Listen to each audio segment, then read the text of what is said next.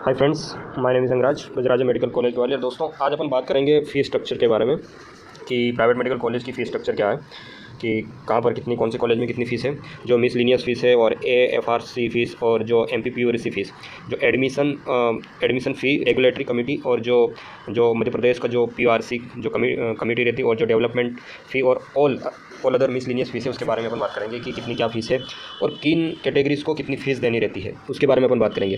तो ठीक है, स्टार्ट करते हैं। इससे पहले अगर आप नए हो तो चैनल को सब्सक्राइब करें, लाइक करें और शेयर करें, ताकि आपको आपको जो नॉलेज है और वो इन्फॉर्मेशन हो आप बाकी को भी दे सकें।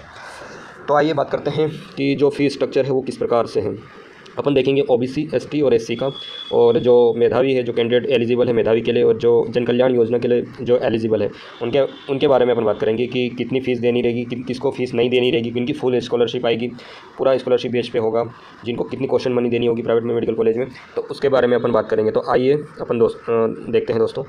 तो सबसे पहले अपन बात करेंगे पीपल्स मेडिकल कॉलेज की, जो प्राइवेट मेडिकल कॉलेज, इसके द्वारा अपन एक एग्जाम्पल के तौर पर इससे समझेंगे।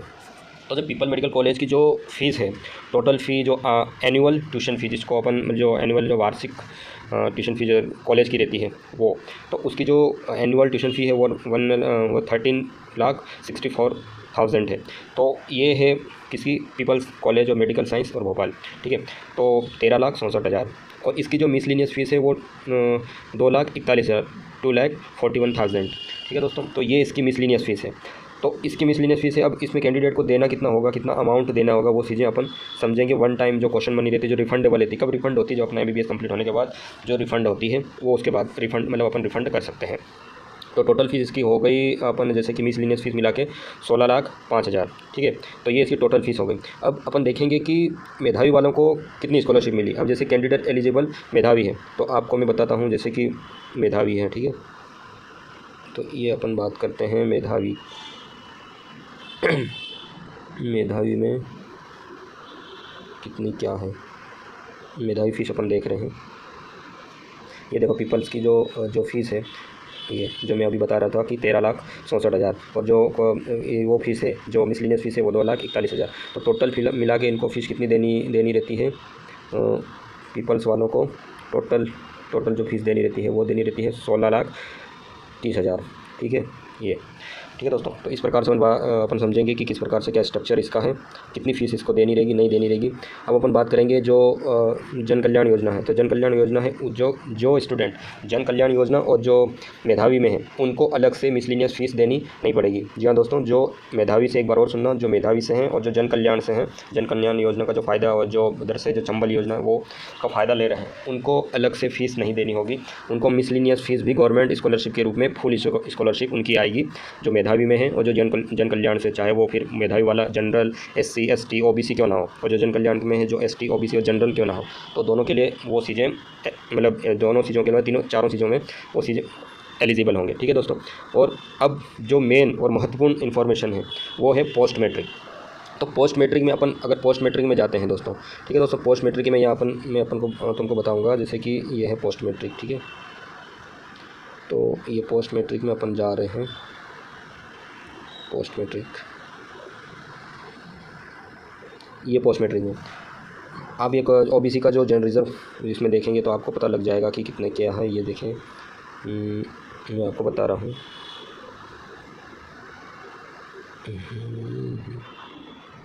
13 लाख इसका जो पीपल्स का है। पीपल्स का जो फीस स्ट्रक्चर है वो किस प्रकार से, मैं आपको इसके द्वारा अपन समझ पा रहे हैं, इसके द्वारा मैं आपको समझा रहा हूँ। ये अभी अपन देख रहे थे पीपल्स का। तो पीपल मेडिकल कॉलेज के जो अपन अभी फीस स्ट्रक्चर समझ रहे थे, इस प्रकार से ये, जैसे कि 16,30,000 है किसकी, पीपल्स की। तो इसमें ऐसा रहता है दोस्तों कि जो OBC का जो कैंडिडेट है और जो पोस्ट मैट्रिक ले रहा है, उनको मिसलिनियस फ़ीस है वो भी देनी होगी। जी हाँ दोस्तों, जो OBC कैटेगरी से जो ले रहा है स्कॉलरशिप, और पोस्ट मैट्रिक से जो ले रहा है, और OBC का छात्र हो या छात्रा हो, जो भी हो, तो उनको जो मिसलिनियस फ़ीस है वो अलग से देनी होगी। और जो ST और SC से हैं और जो पोस्ट मैट्रिक ले रहे हैं, उनको मिसलिनियस फ़ीस नहीं देनी होगी। पर OBC वाले को जो भी मिसलिनियस फ़ीस है, तो 2 लाख, 1.5 लाख, 1,50,000 जो भी है, वो OBC वाले कैंडिडेट को देना होगा। पर यही फीस ST SC भले वो पोस्ट मैट्रिक ले रहा, उसको नहीं देनी होगी। तो ये इतना ही फ़र्क था। बहुत लोगों का सवाल था कि सर इसमें क्या समझ नहीं आ रही है कि इनकी कितनी फ़ीस देनी होगी, कितनी नहीं देनी होगी। तो गवर्नमेंट में तो खैर मिसलिनियस फ़ीस वगैरह कोई रूल नहीं है, पर ये प्राइवेट में है। जैसे कि मान लो अपन बात करते हैं जैसे कि पीपल्स में है, तो पीपल में टोटल कितनी मिसलिनियस फ़ीस है, 2,41,000। तो जो 2,41,000 अरबिंदो में कितनी है, 2,43,855। और जो आरडी गाड़ी में है 81,819, और जो इंडेक्स में है 2,43,000, और जो एलएन में है 2,48,700, 2,28,500 जो चिरायु की है। अमलतास में है 1,23,200। आर्किडेप medical college and research centre Bhopal की है 2,30,250। और जो एलन सिटी मेडिकल कॉलेज और सेवाकुंज हॉस्पिटल इंदौर उसकी जो फीस है एमबीबीएस की जो फीस है 2,29,530। फिर अपन बात करेंगे जो सुखसागर मेडिकल कॉलेज हॉस्पिटल जो जबलपुर में जो नया मेडिकल कॉलेज है उसकी जो मिसलिनियस फीस है वो 85,910। और जो Mahavir institute of medical science and research Bhopal उसकी है 90,910। रामकृष्ण जो new medical college private medical college Ramakrishna medical college hospital and research centre Bhopal उसकी फीस है 81,819। तो ये थी एमबीबीएस की जो फीसें थी, जो मिसलिनियस फीसें। ये जो जितनी भी फीसें हैं इन कॉलेजों में जो भी स्टूडेंट एडमिशन ले रहा है और वो ओबीसी से है और पोस्ट मैट्रिक स्कॉलरशिप स्कीम में पार्टिसिपेट किया है, तो उनको ये फीस अलग से देनी होगी। ये ध्यान से जब एडमिशन लेते समय इस समय का विशेष ध्यान रखना, क्योंकि बहुत स्टूडेंट का यही सवाल है कि सर ये फीस देनी होगी या गवर्नमेंट देगी। गवर्नमेंट पोस्ट जन कल्याण योजना और मेधावी वालों को तो पूरी स्कॉलरशिप देगी, जो मिसलिनियस फीस और जो ट्यूशन फ़ी है वो टोटल मिला के फीस देगी। वो भी मैं अभी आप कोई दूसरे कॉलेज के द्वारा आपको समझाता हूँ। तो ये बात ध्यान से सुनना कि आप अगर ओबीसी से हो और अगर पोस्ट मैट्रिक ले रहे हो तो आपको मिसलिनियस फीस भी देनी होगी। मेधावी और जन कल्याण में यह फ़ायदा है कि ओबीसी के लिए भी फ़ायदा है कि फ़ीस देनी नहीं पड़ेगी। ठीक है, तो अपन ये सब चीज़ों का क्लियरिटी करते हैं। सुखसागर मेडिकल कॉलेज हॉस्पिटल है तो जबलपुर का जो मेडिकल कॉलेज है उसके थ्रू अपन समझते हैं। मैं उसको पीपल्स में समझाना चाह रहा था पर उसका बार बार स्क्रीन वो हो रही थी, इसलिए मैं सुखसागर जो मेडिकल कॉलेज और हॉस्पिटल है उसके द्वारा अपन समझते हैं। ठीक है दोस्तों, तो उसका जो अपन फीस स्ट्रक्चर उसके द्वारा अपन समझते हैं। तो इस प्रकार से जैसे कि सुखसागर मेडिकल कॉलेज की जो एनुअल फीस है वो कितनी है, 8,59,090 रुपये। ठीक है, तो ये इसकी स्कॉलरशिप जो एनुअल ट्यूशन फी। अब इसमें जो एफआरसी और जो डेवलपमेंटल जो फीस है वो है 85,910। ठीक है, जो 85,910 तो ये फीस है। और जो उसकी टोटल फ़ी है, अब जो दोनों मिला के जो मिसलिनियस फीस और जो ट्यूशन फ़ी है वो टोटल मिला के कितनी हो रही, 9,45,000। ठीक है दोस्तों, ये 9,45,000 फीस हो गई इसकी। और जो one time question money refundable होती है, ये जो चीज़ें हैं तो ये 25,000 और 25,000 है। तो अब यहाँ पे क्या, जैसे कि कॉलम नंबर 8 में अपन देख रहे हैं total fee payable by candidate who are not eligible for any scholarship. तो जो स्टूडेंट को कोई स्कॉलरशिप नहीं मिलती, कोई स्कॉलर जैसे मान लो कोई योजना में भी नहीं है, कोई मतलब किसी भी योजना में ना हो, तो उसके लिए मान लो एक फॉर एग्जांपल कोई जनरल का बंदा ले रहा है, उसको कोई स्कीम में पार्टिसिपेट ना मेधावी में ना जन कल्याण में है ना है, तो उसको 9,70,000 रुपये पर एनम देनी होगी। कितनी, 9,70,000 रुपये।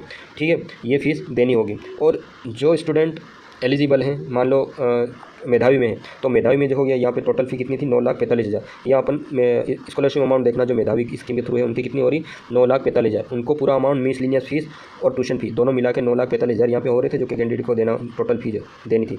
अब 9,70,000 मिला के ये तो 25,000 जो क्वेश्चन मनी रिफंडेबल होती है, वन टाइम एक बार ही देनी होती, तो वो चीज़ है जो यहाँ भी है। तो 9,70,000 में से अपन 25,000 अगर घटा लेते हैं वो, तो अपन को कितनी 9,45,000 स्कॉलरशिप आएगी, वही स्कॉलरशिप अपन को देनी है। ठीक है, अब अपन जन कल्याण में बात करते हैं, जन कल्याण में भी सेम है, 9 लाख यहाँ स्कॉलरशिप अमाउंट कितनी, 9,45,000 फी पेड बाय कैंडिडेट, तो कितनी 25,000 जो क्वेश्चन मनी रहती है। ठीक है, अब आप इधर आ जाइए, आप ओबीसी में अपन बात करेंगे, तो ओबीसी में कॉलम नंबर 13 में अपन बात करेंगे स्कॉलरशिप अमाउंट कितनी आ रही, 8,59,000। ये उतनी ही आ रही है।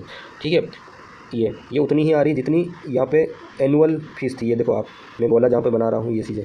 ठीक है, ये जहाँ पे मैं किसी सर्कल घूम रहा है, ये आप देखोगे कि यहाँ पे कितनी 8,59,090। तो 8,59,090 ये चीज़ यहाँ पे स्कॉलरशिप आ रही है, अलग से कोई स्कॉलरशिप। और जो यहाँ पे देखो, यह कॉलम इस कॉलम में लिख रखा है clear, fee to be paid by candidate 5, column 5 और 7 में जो फ़ी है वो टोटल मिला के स्टूडेंट को कितनी देनी होगी, 1,10,910। ये स्टूडेंट को जो ओबीसी से हैं और जो पोस्ट मैट्रिक की स्कीम से कर रहे हैं उनको ये फ़ीस देनी होगी। तो ये बात विशेष करके ध्यान में रखना आप बिल्कुल। और जो एसटी से हैं उनमें ये सेम रूल है जो मेधावी जो जन कल्याण उनके, तो उनको कोई अलग से फ़ीस देनी नहीं होगी। तो ये थी दोस्तों, अपन बात कर रहे थे इनकी फ़ीस स्ट्रक्चर के बारे में। तो अगर इसमें और किसी को कोई डाउट हो तो आप मेरे को व्हाट्सअप कर सकते हो और कमेंट कर सकते हो। और अदर से अगर कोई कॉल पे मैं जैसे टाइम बहुत कम है तो फिर भी मैं कोशिश करता हूँ कि आपको रिप्लाई देने की। तो यही था दोस्तों, आज फ़ीस स्ट्रक्चर के बारे में अपन ने बात करी। अगली वीडियो में मैं अपन फिर कोई दूसरे टॉपिक पे वीडियो लेकर आऊँगा, क्योंकि इस टॉपिक पे बहुत स्टूडेंट का क्वेरी थी कि सर क्या करना है, कैसे करना है, समझ नहीं आ रही कि ये फीस कैसे क्या कब देनी है कब नहीं देनी है। तो इसलिए मैं इन चीज़ों के बारे में आपको बता रहा हूँ। तो आप ज़्यादा इन चीज़ों को ना टेंशन लेते हुए आप काउंसलिंग अभी सेकंड राउंड का वेट करो। अभी फर्स्ट राउंड का जैसे कि जिन्होंने एडमिशन लिया 19 तारीख का, जिनका एडमिशन कंप्लीट होने के बाद फिर 22 तारीख से जो सेकंड राउंड का जो स्टार्ट होगा उसमें अपन बात करेंगे। और जो नए हैं तो चैनल को सब्सक्राइब करो, लाइक करो, और जो अभी मेरा वीडियो है, जो प्रीवियस वीडियो है, उसको भी शेयर करो, ताकि मुझे भी एक नई एनर्जी मिलती है एक नई वीडियो बनाने के लिए। तो ठीक है दोस्तों, इस वीडियो में इतना ही। मिलेंगे अपन एक फिर नई वीडियो के साथ, तब तक के लिए धन्यवाद। जय हिंद, जय भारत।